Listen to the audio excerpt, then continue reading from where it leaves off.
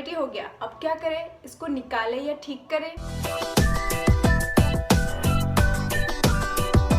Hi, I am doctor Mahnaz and welcome to my channel. So आज हम बात करेंगे अगर दांतों में कैविटी या सड़ जाए तो हमें क्या करना चाहिए। दांतों में कैविटी हो जाता है, सड़ जाता है या फिर पूरा डिकेड हो जाता है या फिर खराब हो जाता है, तो फिर लोग क्या सोचते हैं, ये तो अब खराब हो गया, चलो इसको निकाल देते हैं।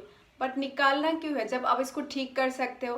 अगर आपका किडनी लिवर कुछ खराब हो जाता है तो आप उसको निकाल के फेंक दोगे क्या? उसको ठीक करोगे ना, अगर आपके पास ऑप्शन हो तो चलो अब ये क्वेश्चन आ जाता है कि अगर ठीक हो सकते तो कैसे कैसे ठीक हो सकते हैं।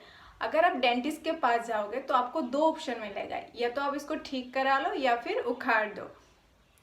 तो अगर ठीक कर सकते हो तो वो कौन सा टेक्निक है? आरसीटी, जिसको रूट कैनल ट्रीटमेंट बोलते हैं। ओके, अब हमें ये तो पता चल गया कि आरसीटी से हमारा दांत ठीक हो जाएगा, लेकिन आरसीटी कब करना है और एक्सट्रैक्शन कब करना है, इस बात का भी बहुत बड़ा कंफ्यूजन होता है कि आरसीटी किस किस सिचुएशन में, दांतों की किन किन कंडीशन में हम कर सकते हैं और किन किन कंडीशनों में हम नहीं कर सकते हैं।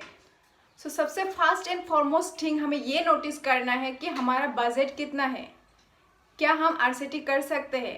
क्योंकि इन केस ऑफ आरसीटी आपको 3 to 4 टाइम्स डेंटिस्ट को विजिट करना पड़ेगा, और ये प्रोसीड्यूर जो है ये अंडर एलए होता है। इसमें बहुत ज़्यादा काम रहता है, डेंटिस्ट को बहुत ज़्यादा काम करना पड़ता है, बहुत ज़्यादा टाइम इन्वेस्ट करना पड़ता है इस प्रोसीड्यूर में। और ये प्रोसीड्यूर जो है थोड़ा सा डिफिकल्ट होता है क्योंकि ये अंदर एलए होता है, लोकल एनेस्थेसिया, मतलब उस जगह को सुन कर लेते हैं, और इसी वजह से ये प्रोसीड्यूर जो लंबा होता है और इसी वजह से इसका कॉस्ट हाई हो जाता है इन कंपैरिजन टू एक्सट्रैक्शन। और सिर्फ आरसीटी करने से ही नहीं होगा, आरसीटी करने के बाद उस दांत को हेल्दी रखने के लिए आपको कैप भी लगाना पड़ता है, और वो कैप अलग से आता है। कैप भी दो तरीके का होता है, उसके बारे में हम बाद में बात करेंगे, उसके लिए हम अलग से वीडियो बनाएंगे क्योंकि इसमें ना बहुत ज़्यादा लंबा हो जाएगा ये वीडियो। सो आरसीटी और कैपिंग मिला के आपका 5 to 6,000 पड़ जाता है। तो अगर आपका बजट 5 to 6,000 है तो आपको आरसीटी के लिए जाना चाहिए। Now second point, for example आपका सारा दांत है, सिर्फ एक या दो दांत खराब है, तो उस टाइम में आपको आरसीटी ही करना चाहिए, क्योंकि उस एक या दो दांत नहीं ठीक करने की वजह से आपका बहुत सारा प्रॉब्लम हो सकता है। तो इन केसेस में आपको आरसीटी ही करना चाहिए। अगर आप थोड़ा सा मनी इन्वेस्ट करोगे अपने दांत के ऊपर तो उसी दांत से आप सालों सालों तक खाना खा सकते हो। और ऐसा नहीं है कि आरसीटी कोई ख़राब चीज़ है। आरसीटी अगर किसी का चल जाता है, आरसीटी सक्सेसफुल होता है तो वो सालों सालों तक चल जाता है, और उसी दांत से आप नॉन वेज भी खा सकते हो। Next, in case of young patient भी आपको आरसीटी ही करना चाहिए, क्योंकि अगर आप आरसीटी नहीं करोगे और एक्सट्रैक्शन कर दोगे ना तो वो जगह खाली रहता है, और फिर पूरा फिजियोलॉजिकल चेंजेस होता है, जो आपका स्ट्रक्चर है ना फेस का वो चेंज हो जाता है, और थोड़ा बहुत आपका जो ओरिजिनल शेप है ना वो चेंज हो जाता है। तो फॉर एग्जाम्पल अगर आपने नीचे का कोई दांत निकाल दिया तो जो उसका साथ वाला ऊपर का दांत है ना वो नीचे की तरफ आना शुरू हो जाता है, और उसको क्या बोलते हैं, सुप्रा इरप्शन बोलते हैं। और जो फिर जो साइड का जो टूथ होता है वो भी थोड़ा सा वो पोजीशन जो खाली जगह है उसको फील करने का ट्राई करता है। तो इसी वजह से आपका पूरा दांतों का जो शेप है ना वो थोड़ा सा इधर उधर हो जाता है। तो इसीलिए जितना हो सके यंग पेशेंट में आपको आरसीटी करके उस टूथ को सेव करना चाहिए। नाउ हम एक्सट्रैक्शन कब करना चाहिए, दांत कब निकलवाना चाहिए? वेरी फास्ट इज डैट आपका बजट, अगर आपका बजट बहुत ही ज़्यादा कम है, आप नहीं अफोर्ड कर सकते हो, तब आपको एक्सट्रैक्शन करना चाहिए।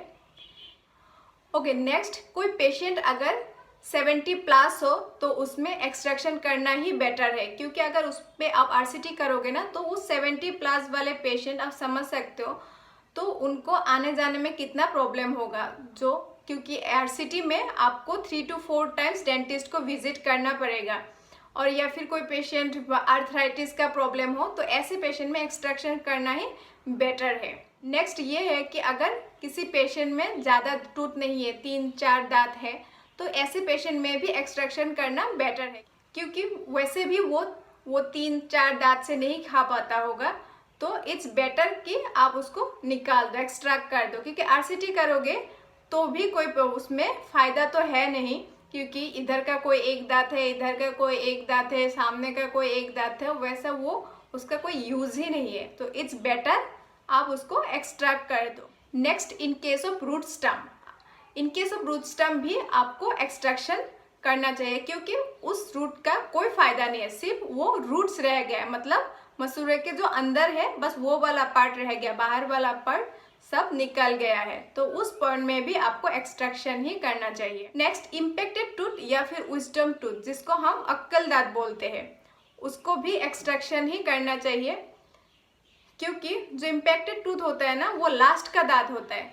तो उसको निकालने में बहुत प्रॉब्लम होता है। अगर वो निकल जाते हैं तो वेल एंड गुड, लेकिन अगर उसमें कोई प्रॉब्लम है तो उसको एक्सट्रैक्शन करना ही बेटर है। सो आई होप आपको इतना समझ में आ गया। ओके, अब एंड कर रही हूँ एक बात से कि कुछ पेशेंट ये भी सोचते हैं कि हम दांत निकाल देते हैं और फिर दांत लगवा लेंगे।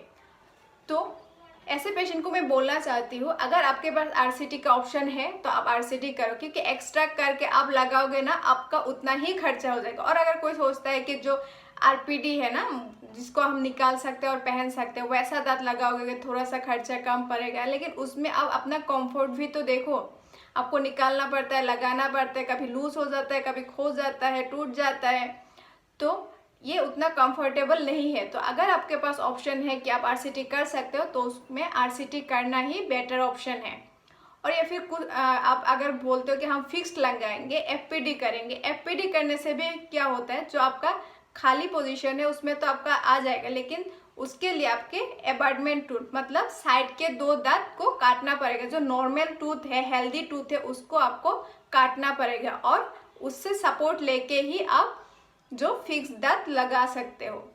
तो इट्स बेटर जब आप एक दांत में ही काम कर सकते हो, तो आपके दोनों दांत को थोड़ा सा अनहेल्दी बनाने का कोई मतलब नहीं दिखता है। सो इट्स बेटर आप आरसीटी कर लो। सो आई होप आप सबको क्लियर हो गया कि आरसीटी हमें क्यों करना चाहिए और कब करना चाहिए, और अगर एक्सट्रैक्शन करना चाहिए तो कब एंड क्यों करना चाहिए। तो अगर आपको फिर भी कोई डाउट है तो आप मुझे कमेंट बॉक्स में कमेंट करो या फिर मुझे इंस्टाग्राम में डीएम करो। ओके, चलो मिलते हैं अगले वीडियोस में, और तब तक के लिए हेल्दी रहिए, खुश रहिए, बाय बाय।